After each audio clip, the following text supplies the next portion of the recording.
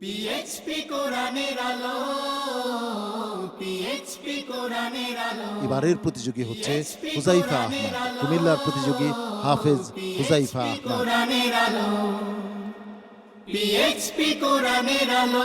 আসসালামু আলাইকুম ওয়া রাহমাতুল্লাহি ওয়া বারাকাতুহু। ওয়ালাইকুম আসসালাম ওয়া রাহমাতুল্লাহি ওয়া বারাকাতুহু। আমরা কি আজকে একটু তেলাওয়াত শুনতে পারবো আপনার কাছ থেকে? জি। তো একটু শোনান, আমরা একটু শুনি। আউযু বিল্লাহি মিনাশ শাইতানির রাজীম। বিসমিল্লাহির রাহমানির রাহিম। ওয়াতলু আলাইহিম নাবা'a ইব্রাহিম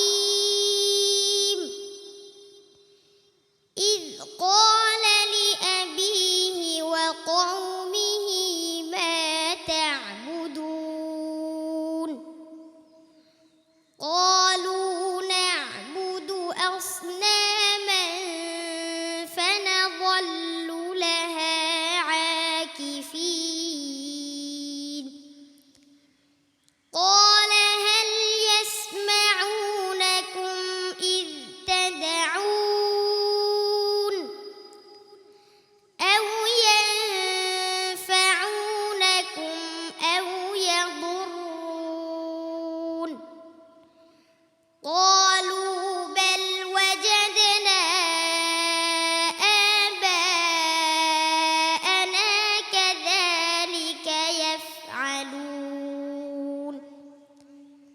قال أفرأيتم ما كنتم تعبدون أنتم وآباؤكم الأقدمون فإنهم عدو لي إلا رب العالمين الذي خلقني فهو يهدين والذي هو يطعمني ويسقين وإذا مرضت فهو يشفين والذي يميتني ثم يحيين والذي أطمع أن يغفر لي خطيئتي يوم الدين رب هب لي حكما وألحقني بالصالحين واجعل لي لسان صدق في الآخرين واجعلني من ورثة جنة النعيم واغفر لأبي إنه كان من الضالين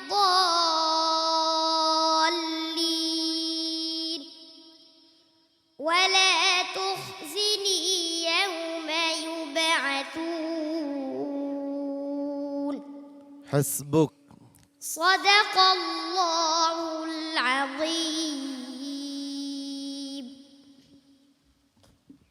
মাশাআল্লাহ।